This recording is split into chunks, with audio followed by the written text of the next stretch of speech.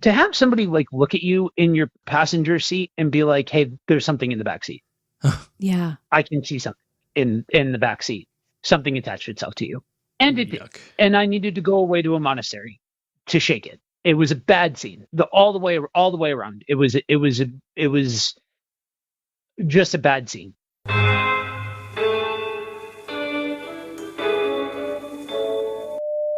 There is nothing wrong with your podcast streaming service. We now control your device. This is not a test. This is Podcast of the Paranormal. Close your curtains and stay away from your windows. Lock your doors, turn off your lights. Get your snacks and drinks ready. Get to your basement or attic. The podcast is about to begin.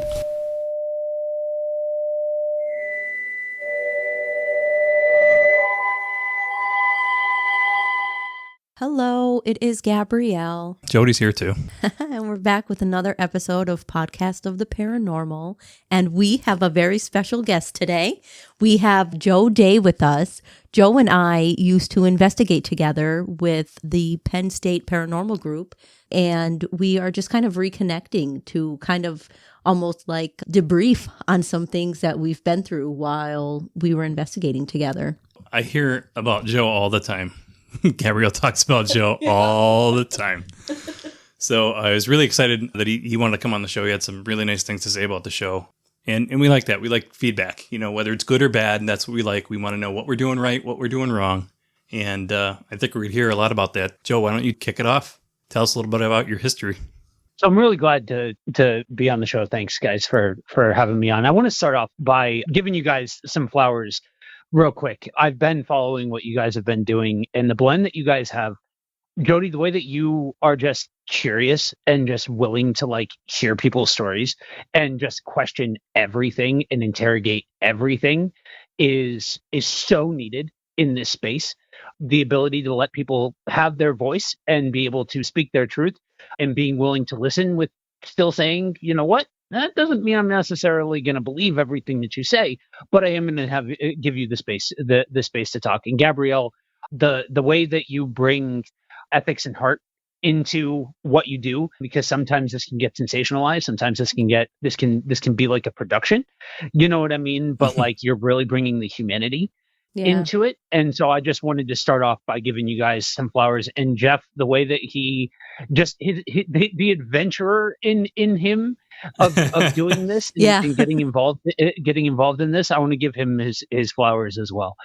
But yeah, it's funny to me listening to you guys talk about this stuff. It is like a trip down memory lane. And like from like the first episode when you'd thrown it out there about the history with Penn State, I'm like, oh man, what a different world it was when we were first coming up in the paranormal field. Am I right? Oh my God, yeah, it really was. It was even such a different approach that we had than what we use right now. Yeah. And like I think about it all the time. Well, that's part of so one of the things that, to let people know, a little bit of a peek behind the curtain.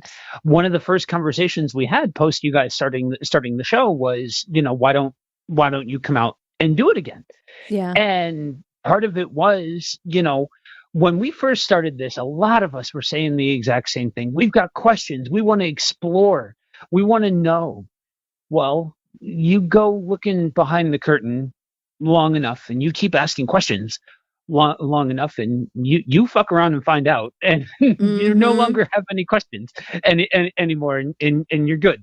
You know what I mean? And that's that kind of asking questions approach, man, we were young and it made all of the sense in the world at the time. But like you said, there's got to be a mindset shift if you're gonna do this and take this seriously. At some point, it has to be a shift away from asking, what's out there to really trying to explore more, if that makes sense. Yeah. No, it makes sense, I think. Yeah, and I got to say, it gets pretty weird now because we have such a totally different mindset from what we knew like in the early 2000s, right? Yeah. Where it was so sensationalized, and you thought that that's what your approach was, right? It was all about the evidence, and you're out looking for evidence. You're almost hunting for evidence. Yeah. Right. And now it's handled with more scrutiny. Like, I am a skeptic first. That's how I go into it. Like, you really have to convince me that what happened, what we experience, is legit, right? We get voices on EVPs all the time, and they get so mad at me because I'm always like, Gab, that's your voice. Like, you like whispered or something like that, right? Yeah. So we go back and forth a lot, right? And you'll see that in a lot of our episodes when we go over evidence, right? But I have to be a skeptic first, because I'm not going to put something out there and say, yeah, this is definitely what happened, because I'm not after the sensationalism. I'm after the truth. You know what I mean? I want to see what we could go out there and stir up an experience and present that in a way that not only is it believable, because we're not trying to put on a show. We're trying, it's raw to us, right? We want to put out like, hey, this is what we did. We sat here in a recorder for 15 minutes and this is what we got. Right. You have to be real about it. You know what I mean? Yeah. And not everywhere you go is going to have activity. Like, it's just not going to happen. No. And then you get the activity when you don't expect it. Yeah. And you don't have your recording devices out. So, so one of the things that you guys brought up in one of the previous episodes is the fact that when people see the presentation of this, either in a TV show or whatever, that is countless hours edited down for the juiciest bit, and generally it is in some way enhanced. Yeah. The audio is enhanced. It's cut with something along those lines. Yeah, they add music over the top of it to make it dramatic. Right. It's a show. That's what they have to do, that, right? Yeah. They have to do that for entertainment value. So exactly. And back in the day, there was an expectation that you were going to get some form of evidence. You were going to find the smoking gun. Every single spot that you went to was going to be over the top and big. Otherwise, it's marked down as an abject failure. And back then, you couldn't go more than 5 feet without finding another crew. There were tons of us out there. It just so happened that we, with Penn State Paranormal, not that Penn State Paranormal, but a different Penn State Paranormal, an offshoot of one of the more notorious guys in the field. And then you add on top of that the fact that back then we had a connection to Lorraine Warren and what she was doing back before it was basically widely accepted that those two were con artists. They were show people that were, Yep. I absolutely agree. It's funny to me though that like everything that's come out after the fact about a lot of these big names and how many of them just didn't end up with any kind of longevity in the field because it was either fly by night, it was the hype around it dried up, or people were found out. People were showcased to be exactly what they were. And it's the whole thing of like, you don't speak ill of the dead and all of that sort of jazz. Lorraine Warren was a very nice woman. She was very, very kind to be around. But like, that's part of the reason why I had separated myself for quite a while from the field. Basically, from the time that I had stepped away, I had some light interactions with it, here and there, but I pretty much stepped away from it until I became ordained and became a pastor. And that was when I started to reintroduce myself into this world, because so many people had fallen and so many people had been discredited that I'm just like, what's the point of even doing this, of being around this world anymore? You know what I mean? Mm-hmm. Yeah. Well, I guess you got to just sit there and wait for your big movie deal, right? I mean, that's basically what happened to the Warrens, right? Yep. Well, even before that, they had the Amityville Horror book come out. I mean, that's really what kind of got everybody to know them. Yeah, but they almost like fell off, right, for a while there, and then the next thing you know is Hollywood's all over it, right? And you have 6-7 movies, right? Right. So it's almost like you got to wonder where the Ghost Adventures people are going eventually, right? They got to have their own set of movies. I mean, don't think so. They don't have the credibility of the Warrens, right? Yeah. They don't have that history, but still, I mean, like, that's kind of where these guys go, you know? Like, and even the opposite way, you have people that are in bands, right? They're in music. And what do they do when they're done with that? You know, when the band breaks up or they kind of call it quits for a little bit. You see some of these guys getting into these shows, right? They want to do their own ghost hunting, right? Yeah. So it's just, I mean, it's kind of like it comes full circle every once in a while, right? Yeah. Yeah. So, I mean, regardless, the Warrens, yes, we all know, we've all heard Ed did horrible things, allegedly, right? But you still kind of have to appreciate what they did. And they, again... And how long they did it. And how long they did it. But they also came from, you know, we just said it, right? We're looking at the early 2000s and how much our views of these things changed, right? Yeah. It's the same thing with the Warrens, though, too, right? Yeah. Everything was a demon because that's the time period that they grew up in. Right. Right? They were big in the 60s, 70s, right? 80s, where people were still very religious. And anything that was taboo was negative, right? So everything was a demon. Yeah. You know? Yeah. And I think that's the biggest thing, too, to overcome is doing this and having people realize that not everything is negative. Right. Because you have, you know, people like the Warrens and different shows that are showing you that, you know, these entities are negative when in all reality, you know, that's so rare to find something like that. Well, I mean, we saw a antlered deer shadow man, right, in the woods. Right. And yes, it startled me, right? It's probably one of the things that, it's a life-changing event, right? Yeah. But it wasn't, to me, still, it wasn't negative. Like, it didn't have an impact on me that was like, oh man, this is bad. Yeah, we did question it. Because you kind of have to, right? You have to protect yourself and you have to question these things because you don't know what you're dealing with. But still, I didn't feel it was threatening. Right. You know, it's just not the feeling I got from it. It was almost like a warning where it meant to show itself as a warning. Yeah. You know? So, still don't know what to think about that, but I think I think it's interesting to be willing to look at this from every single angle. So like I'll wind the clock back, right? Back in the day, we would investigate literally anywhere. And it really wasn't until I was willing, like I got pulled in on a residential that like was the series of unfortunate events that led to me like leaving the field entirely. But like any of these popular places or any of these, you know, outdoor investigations or anything else like that, we didn't know a headlock from a wristwatch. We didn't know our ass from our elbow half the time. Yeah. And we're stumbling around in the dark and we're going to get ourselves hurt and all of that sort of stuff. And then we're turning around and we're looking at pictures blown up on a low quality computer screen or we're listening to a recorder blasted all the way up, like without like tech to like listen to it. And we're combing through these things and every little thing you hear is like, oh, was that something? Was that something? Was that something? But like none of that discredits the things that actually like were experienced. Like there were things that took place during that time that were like legitimately either concerning or legitimately experienced by a whole group of people.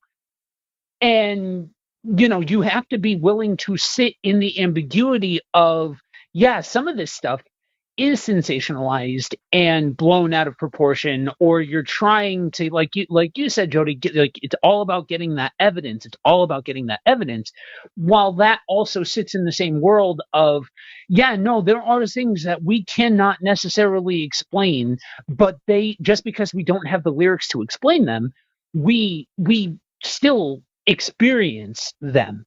And when people hear the word pastor, they automatically think, oh, so you must think that every single thing that goes bump in the night, every single thing that a person experiences, it has to be a demon. And Right. There are brothers and sisters in the pulpit who fundamentally believe that there is absolutely nothing out there other than angels and demons. I'm not one of them. I could go into a whole belief system as to why I fundamentally believe that there is a much wider view that we have to have on the spiritual realm and the spiritual dynamic and the plurality of spiritual beings. But all of that being said, I'm with you, Jody. Once for me, and the way that I would describe it is when you experience the real thing, when you experience something that you are willing to go out there and say, I experienced this. This actually happened. I cannot in any other way explain this with any form of logic or reasoning or simple explanation. When you experience the real McCoy, for me, it made me even more of a skeptic of everything else because I know what the real stuff is like. I know what the real experience is like. And so now I'm even more discerning about the things that happen that don't that don't measure up to that or aren't or do have a very naturalistic explanation. Yeah, That's and I mean, a good point. the funny thing that we keep coming across is when we have group experiences, say there's like, 2 or 3 of us and we all have the same experience, right? We all witness something, we all, whatever, interact with something. When we see or hear something, 99% of the time, we are all acknowledging that something happened, but we're all experiencing it a different way. Yeah. Like our antlered shadow, I thought it was on all fours. Gabrielle saw it Standing upright. standing upright. We all witnessed something. We all saw it, but we all experienced it differently. Yeah. So there's something to be said with these things. Like when they present themselves, are they presenting themselves in a way that our minds can't handle it? And we're kind of filling in the blanks? It's weird. Yeah, it is. Yeah. And it's funny to me to listen to the level of nuance that you bring to this, Gabrielle, because well, like we talked about, I know where you came from because I came from the same spot. Right. There was just this is the cool thing to do, and a bunch of us are a bunch of weirdos, and because we were unique, it got popular, and unfortunately, I think in some of that there was also a mix of I think there was shit that was presented as real that wasn't, but also sketchy situations that were like that people were ignored over. Like I remember being on an outdoor investigation where somebody was like, I don't like this. Like this is not there's not good energy here. Like this is there's nothing advantageous for us to be here. We need to leave. And that person was 100% ignored. And somebody experienced something really dark on that investigation. Well, in the time after that investigation. You know what I mean? Mm-hmm. Yeah. Yeah. And I think too, like, you're looking at it like we're these young college kids. We're like, I was a little older. I was like in my late 20s. Everybody else is like 19, 20. And they're just letting us wander around these places just because, we have the Penn State name behind us. And, we were just let into these places, no adults, like, we're like the only people there. We have no oversight. We didn't really have any training. We were just kind of figuring out and making it up as we went. Yep. And I don't think you really get training in this sort of thing. You know what I mean? It's so niche that like, you have to be like a grandson of one of the Warrens or something like that to get any like training, right? That's a good point. And then again, what are you getting trained on, right? Yeah. You're getting trained on their narrow viewpoint, right? Yeah. So. I mean, that's a very valid point. I mean, so coming up in the field, because I had back then I'll call it a pseudo religious POV on everything. You had mentioned the term demonologist. That's what I fancied myself a demonologist back then. Yeah. Here's my question, right? What the hell is a demonologist in the first place? Like, you're going to sit there and call yourself an expert on demons? Like, are you outside of yourself? You know what I mean? But like, it's there. But now because of being in the clergy and being in this world and now having a big old sign on the door that says, hey, come talk to me about all of the weird shit that you experience in your house. You know what I mean? It's fascinating because you do have people who like you look at this and like, okay, if we have the right beat on this, then this seems like there's something going on here. You have other people who have seen one too many horror movies. Right. And also on top of it, you have this whole other group of people. So I'm not Catholic. I'm not a priest. I'm a pastor. But I have a lot of respect for my Catholic brothers and sisters. And so because of that, I have respect for the fact that, like, in some ways, some of the stuff that you claim as a demonologist, or at least those of us that come from the school of thought presented by Ed Warren, you are in ways disrespecting an office that is held by that denomination in Exorcist. You know? Yep. Yeah. Yeah, that's a good point. And I grew up Catholic, right? I was raised Catholic and went to Catholic school, right? My views over time have changed, right? Because there's a lot of really negative stuff that has gone on, especially around this area, right? So I don't think we need to talk about that. If you're from NEPA, you know what I'm talking about. And I kind of I don't want to say lost faith at all. I still have that background, you know what I mean? I still have that strong backbone of my Catholic religion, right? But I don't really go to church anymore. You know what I mean? I've kind of fallen off in that way, you know? And so, like, anyway, I don't know where I'm really going with this, but to get back to your question, what is a demonologist? Yeah, I think that's something that's really heavy in the Catholic religion, because the way I was brought up is if you're messing with this stuff, you're basically playing games with the devil. You use an Ouija board, you whatever, you use EVPs. We're taught that we don't know what we're dealing with, so obviously it's bad, right? Right. That's my upbringing. That's how Catholicism is. That's what you're taught, to basically stay away from that stuff, fall in line, or even be a good little Catholic boy. Yeah. And for me, like, I'm just somebody who had experiences really young. Growing up, you know, things would happen. Even, ironically enough, I was listening to a podcast the other day, and they were talking about Lorraine Warren, and they said that when she was really young, I think they said around the age of 6, she began to start to see people's auras. Yeah. And they were kind of like, don't talk about that. Just don't talk about that anymore. Well, that's how it is, though. And I was like, oh my God, I used to see people's auras when I was a kid, and I didn't know what it was. And then nobody really knew like how to guide me in it. And it just stopped. I don't see them. It was beaten out of you. It was just like, I don't know. It was like, I don't know what you're talking about. Like I would say to my mom, like, I see things around people, and it's like almost like when heat comes off a pavement and you could see like how it like swirls around. But then I come to find out that my mom could also see weird things on people, but she just wasn't seeing the same thing I was. So she didn't know how to guide me. Like, again, we just talked about that. Is it the same phenomenon, but you're seeing it differently? Right. It's like your brain has this filter, right? And you don't know what you're seeing. You don't know what's coming in there. So your brain just makes it up like, okay, you're not supposed to be seeing this, so we're going to give you like little wavy lines, right? Yeah. And then maybe your mom sees colors, whatever, you know? It's just very, very strange that everybody kind of experiences it differently.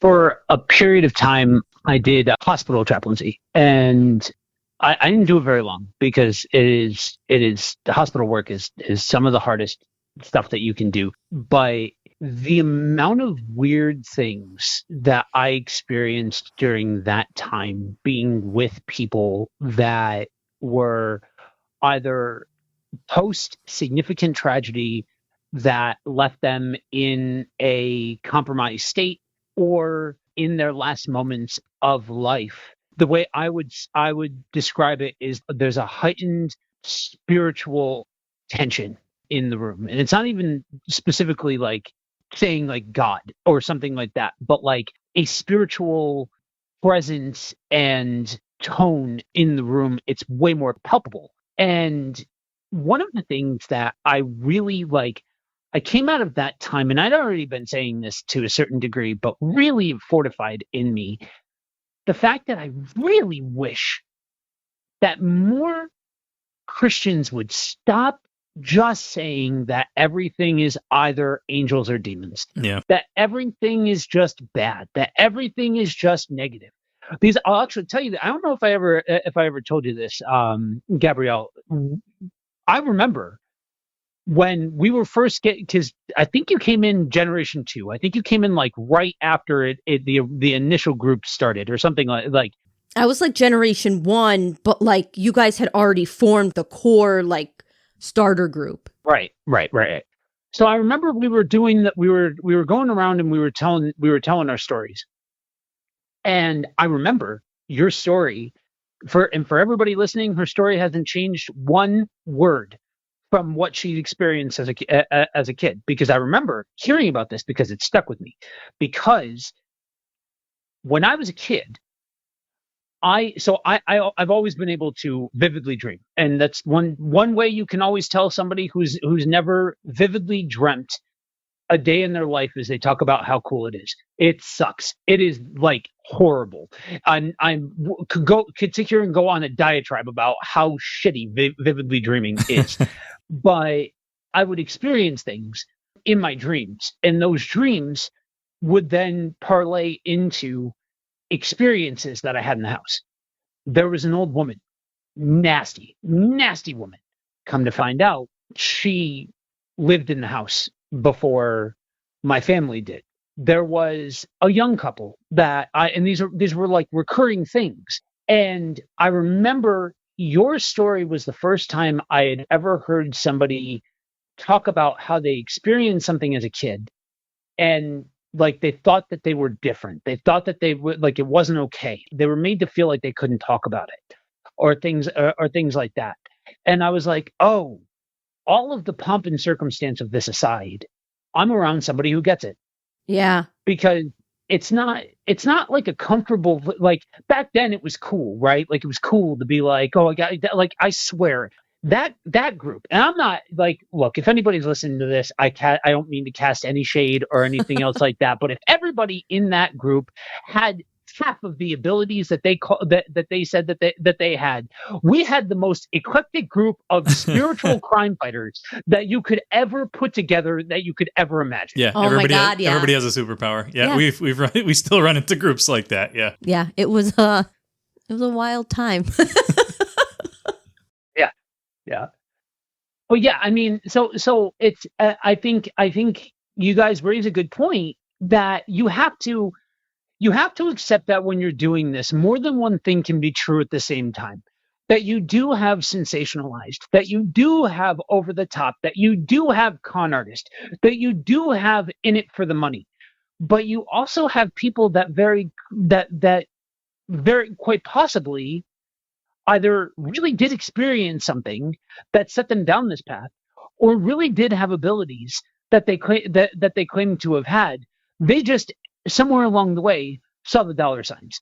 You know what I mean? Mm-hmm. I'll say this about Right. Maureen Warren: either she actually experienced the supernatural things that she said that she experienced, or she said the lie so many times that she convinced herself of it. Because you look her dead in the face and you can tell that's a person who's not blinking an ounce about what she's saying. Right. I honestly wouldn't be surprised if she truly did have like mediumship abilities and psychic abilities, and Ed saw her as a dollar sign. Possible. Ed, the artist, Yeah. wasn't making enough money selling his art. Yeah. I mean, but that's it.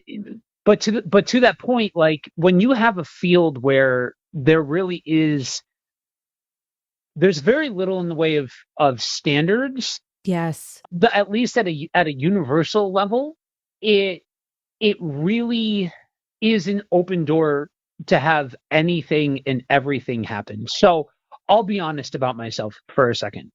As a template, sometimes you've got to be, when you're old enough to be considered part of the OG group that was, doing this, at its height and all of this sort of stuff.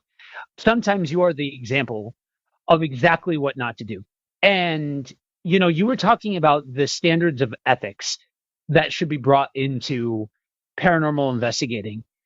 I'll tell you what, if there's anybody listening to this show that is either aspiring or in it or wants to know more about it or wants to know how to conduct yourself, go back to that episode and listen to Gabrielle go about the standards of ethics that need to be present in the world of paranormal investigation.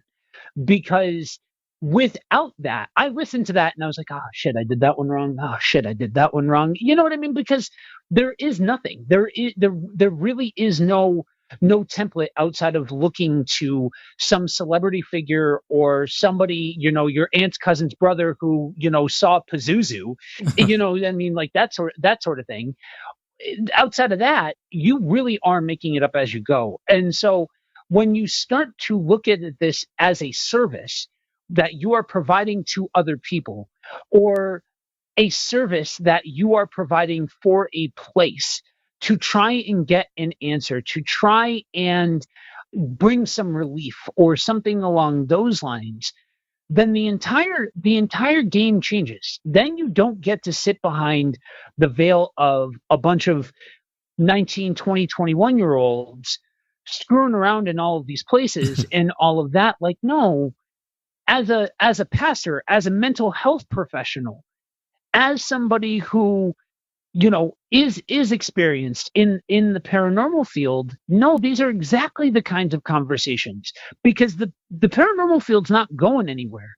We might not be handing out TV deals to everybody and their mother anymore, but the field of study is not going anywhere. So if you're interested in it, then have some respect enough for the craft to actually put yourself out there in a way that is respectful to other people, to other cultures, while understanding that none of us have the holy grail as far as like, this is the explanation for everything that goes bump in the night. Now, I've got my beliefs, you've got your beliefs, you have your experiences, I have my experiences, but they're not universal. And we could be talking about exactly the same thing, but we are conceptualizing it and we are rationalizing it and we are explaining it through the lens of our culture, of our belief system, of our religion, right, of whatever gives us the lyrics to be able to experience or explain these things.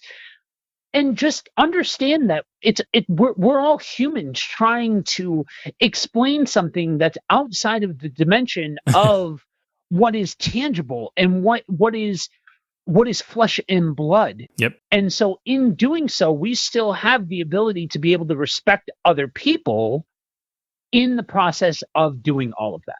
See, I think that's the hardest thing about doing home investigations, is I think a lot of people want an explanation for what they're experiencing. Yeah. And from the human standpoint, it's nearly impossible to give them a definitive answer, let alone get rid of it if they want it gone, right? Yeah. Yep. So like right now, for me, it really is about curiosity. I want to give advice to people who might bring me into their home, but I'm not going to tell them that I could get rid of something or make something better if I can't.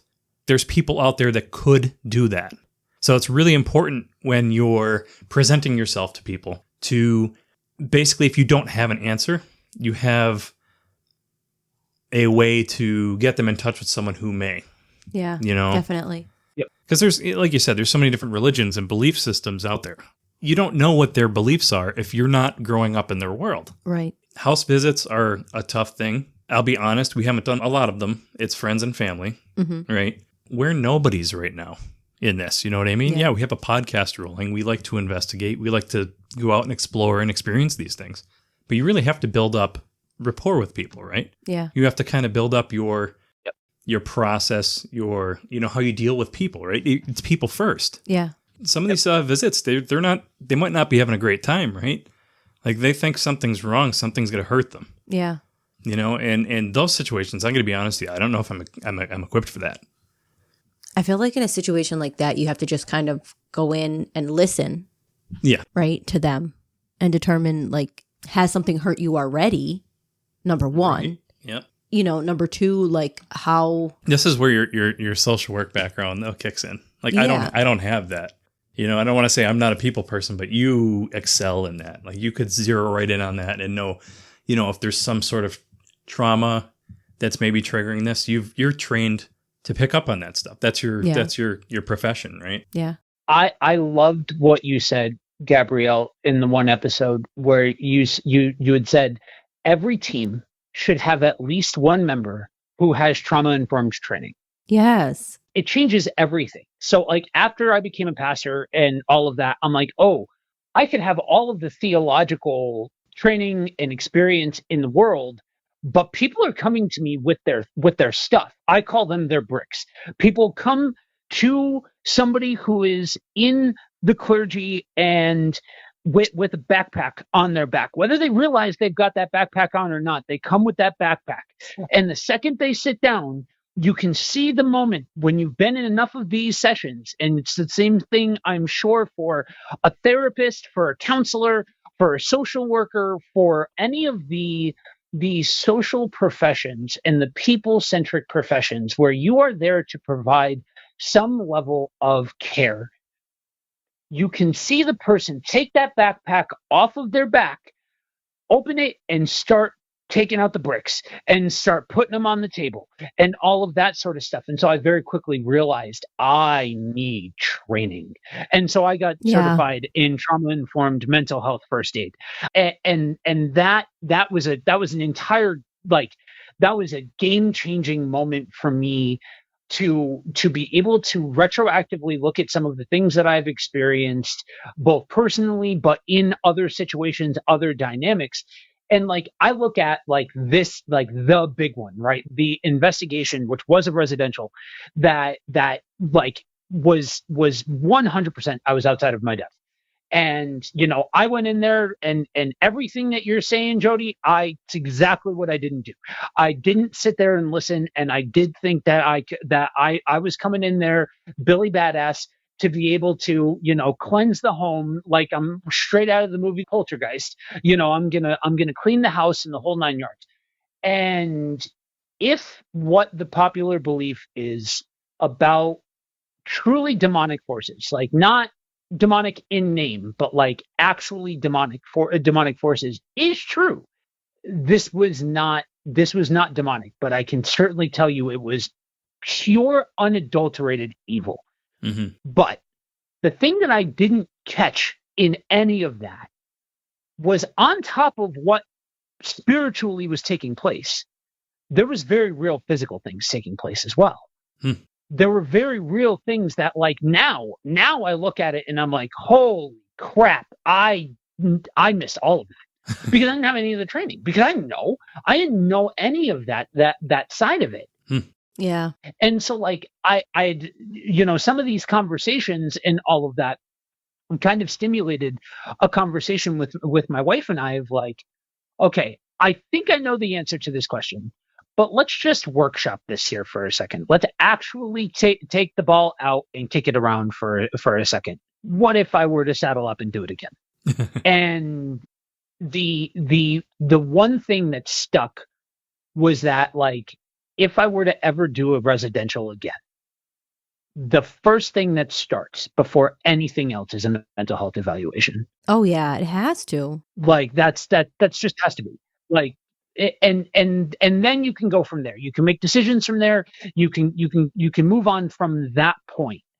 But you have to evaluate the mental state of the folks that are involved in all of this for a variety of reasons. It's not just to say, oh, what if they're all out of their mind? No, you don't know what you don't know. And for the benefit of literally everybody involved, you need to know what you're getting yourself into. Mm-hmm. And in this case, like in my case, you know, I had to go away to, like, I will never forget, after the first going to the first time that we investigated this house, because we were there like 3 different times.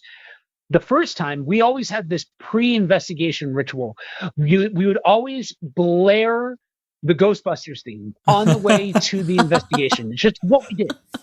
And we're there and we go to pull up on this house, and I remember everybody got stone silent.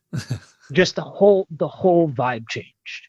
Yeah. And after we got done, after everything that took place with this ridiculous first investigation that should have been more than enough to say, absolutely not. This is I'm woefully underqualified for this. I think if we got a call for, a situation where someone thought it was demonic, I'm not sure we would actually, I'm sure we would show. I feel like you would have to really, really, really talk to them and like get down to right. Not that I wouldn't show that. and just ignore them, but yeah, right. At least have a phone conversation where like, hey, I don't know if we're the right people to be involved with this. Like, yeah, and see where we can go from there. But pre-screening is like a perfect example, right? Have a good phone conversation with them before you go visit the home. Yeah. Especially if you don't know them. Yep. Like family and friends, yeah, I'm fine with whatever. You know what I mean? I don't know any family or friends that have any demonic issues in their homes anyway. So. Yeah. And that's to have somebody like look at you in your passenger seat and be like, hey, there's something in the back seat. Yeah. I can see something in the back seat. Something attached itself to you. And it did. Yuck. And I needed to go away to a monastery to shake it. It was a bad scene. All the way around. It was just a bad scene. But there's a very real side effect to bypassing the boring stuff. Mm-hmm. Right? Like you said at the beginning of that episode, this isn't the most exciting part of the conversation when it comes to paranormal investigating, but this is the kind of shit that you need to talk about. Mm-hmm. Well, Yeah. that's because on every single level, at the people level, actions have consequences. At the spiritual level, actions have consequences. And the fascinating thing I'll tell you is that I experienced more like things that I would call authentic outside of the church than I have had people who've come to me since becoming a pastor and saying, I think my house is haunted. I think I've got a demon. I think I've got this, that, or the other. You know what I mean? Yeah. Maybe they're just seeing it from a very narrow viewpoint, right? Yep. Where there's something unexplainable going on, and they're just jumping right to, oh man, it's haunted. It's going to be negative. It's a demon. It's going to get me. You know what I mean? And I think it's better to approach it as, all right, let's sit down, let's have a coffee, let's really talk about what's going on and kind of like evaluate the situation. Now, if they're saying they're getting scratched and attacked and, hey, look, I have a black eye here, whatever. I mean, that's something's going on, whether it's spiritual or, it's maybe a really bad family issue, right? I mean, they would all raise, red flags for me, but maybe it's not. Maybe it's just, a glass came off the shelf or, this cabinet door keeps opening. Well, now you got my attention, right? That's something I know I could go in and I could probably look at it and say, let's see what's going on here and evaluate the situation. And it's the curious stuff like that, when stuff's moving, there's a port or there's whatever, right? That's the kind of stuff I want to be involved in. But when someone's sitting down and they're physically attacked and they have scratches or bruises, like something's going on there and you don't know if it's human or you don't know if it's evil spiritually, like it's just a red flag for me. And I really don't want to put myself in those situations because I might be putting myself into a very dangerous situation with actual people. Right. Someone who's having a mental health crisis, And that's a little scary to me. Yep. And that's hard, right? Because it's all supposed to be fun. It's all supposed to be like, you hang out with your friends and you do spooky stuff and all of that sort of stuff. But like the other side of that coin is, well, you're entering into this world. Right. What are you going to do with that? Like, are you going to going to show it the amount of respect that it deserves? Are you going to show people the amount of respect that they deserve? And are you actually going to take precautions to keep yourself, them, your team safe?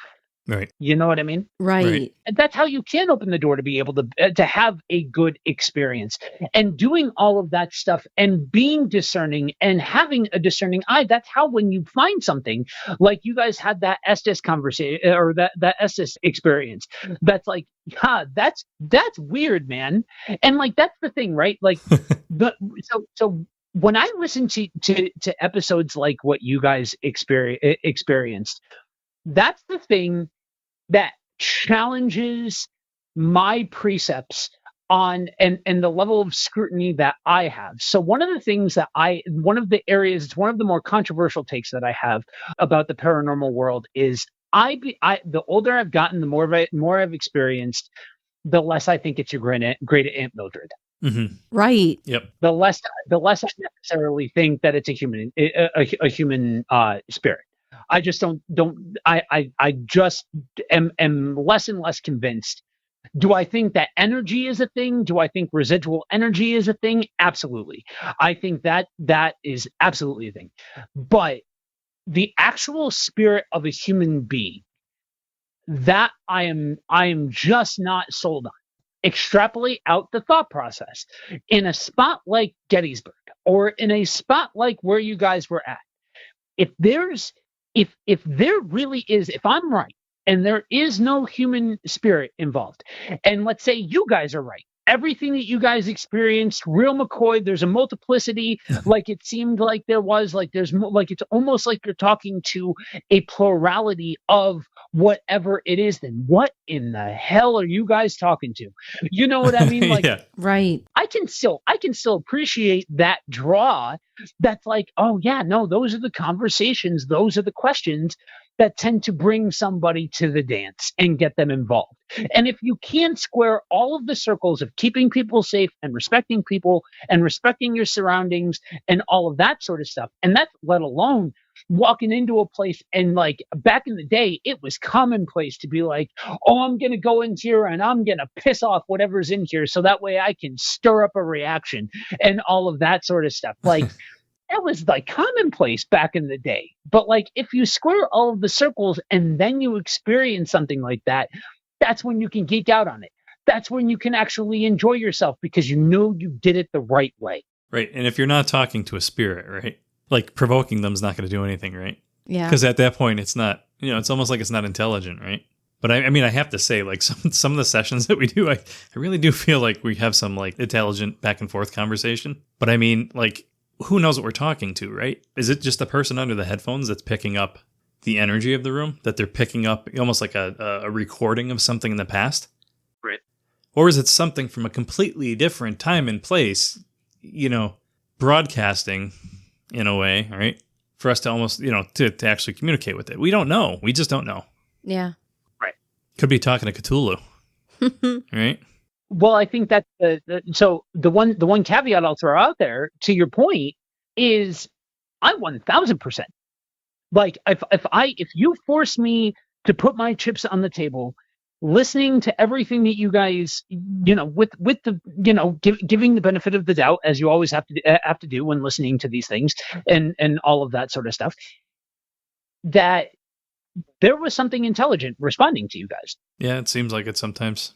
That's certainly how it seems. Yeah. Now, what exactly that is, that's where I go back to my thing of, just because it's not your great Aunt Mildred, just because it's not a person, does not mean that you aren't communicating with something with intelligence. Right. Right. And that's where you're knocking at the door of something so much bigger. And that's why, like you said, like, even if you do go in there and it's not a human spirit, but it is intelligent, you really want to be the one that's going in there and provoking it and calling it names, right, and all of that kind of stuff. That feels like punching up to me. Yeah, definitely. No, not a good idea.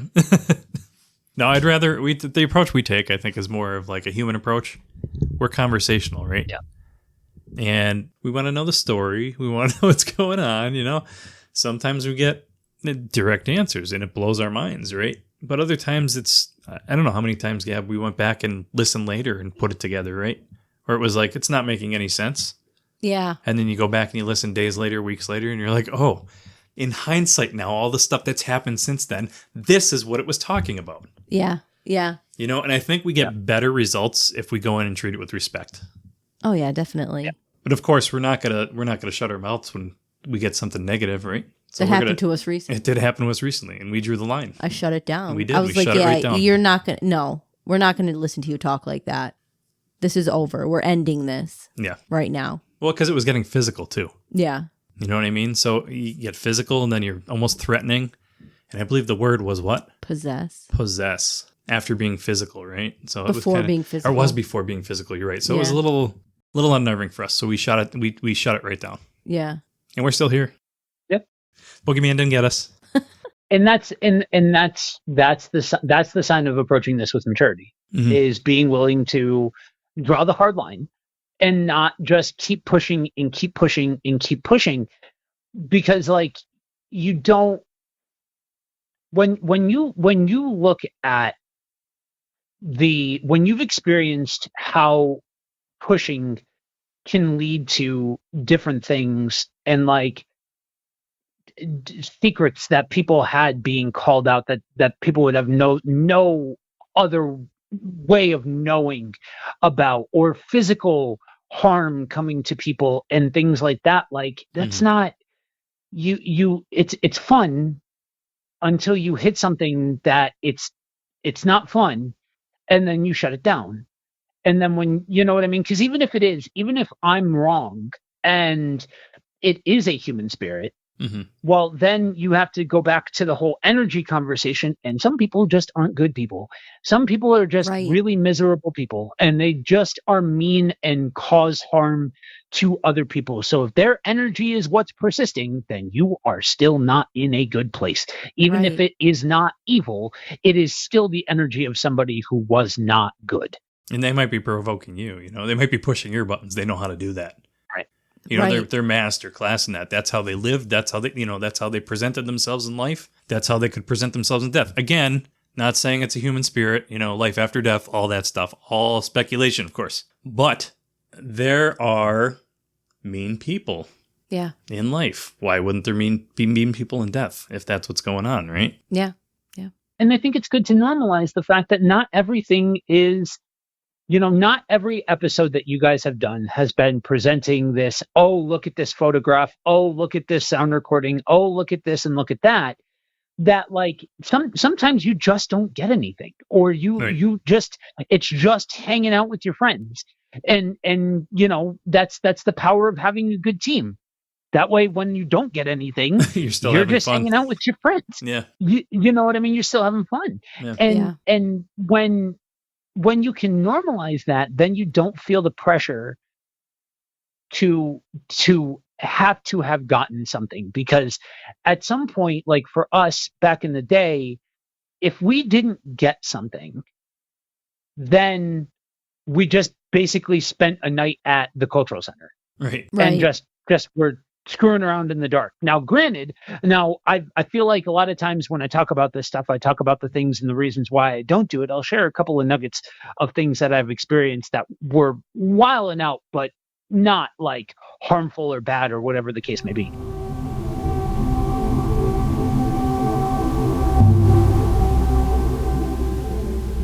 That was a good conversation with Joe. I don't think I've talked to him, oh my gosh, in over 10 years. Like, we talk on Facebook and stuff, but we've never had an actual conversation. So yeah, it was a great conversation. So good, in fact, that Joe nearly sat with us for almost 2 hours, right? A little over 2 hours. Yeah, we have a part 2 coming. Yeah. Yeah, it was nice to catch up and talk about things that we haven't talked about that we should have talked about so much earlier. Yeah. And I'm sure he has a lot more stories. I mean, some of them are coming up in part 2. Really excited for the part 2 coming up in 2 weeks. Yeah, part 2 is going to be exciting. So anyway, we have a thing going on, soon at the Hilton in Scranton. Yeah, Creature Feature Weekend is coming up November 7th to November 9th. Yeah, so what are we going to be doing there? We're going to be there as vendors for the podcast, our first event. So, a vendor without any wares. Yeah. If you want to come and talk to us, tell us your stories. We're planning to record live at the venue during the event. So if you want to talk to us, tell us your stories. You know, we're there to listen, to record if that's something you're interested in. When you say live, do you mean like we're going live like on a live stream, or do you mean just recording conversations and stories live and then putting them together into an episode later? Recording stories live at the event will make into an episode. Oh, cool. Yeah. Maybe sprinkle them in between some episodes. I don't know how we're going to do that. Yeah. Something to think about. Yeah, it'll be fun. Yeah. It'll be interesting. Something to try out. And we have stickers. Yeah, we'll have stickers, magnets, candy. Yeah, so come by and see us. That's when? November 7th to the 9th, a Friday to a Sunday. Friday starts at 5 o'clock, I think. I'm not sure of the exact time, so I don't want to say. Yeah, so it's like, anyway, it's not a full day Friday. So Saturday and Sunday are full days, and then... You can check them out, Creature Feature Weekend. They're on Facebook. They have a website. Speaking of websites, how could our listeners get in touch with us? Podcastoftheparanormal.com. All one word. Yep. All one word. Contact form if you want to reach out. Social media links. Yep. Links to where you can find the podcast. Pretty much anywhere right now, right? Yeah. Anywhere you get your favorite podcasts, you can find us. Cool.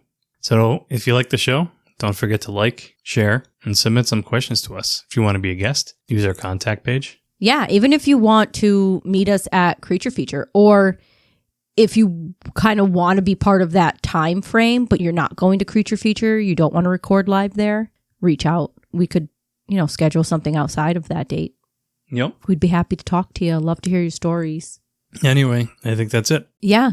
So again, 2 weeks. Look forward to part 2 of our conversation with Joe.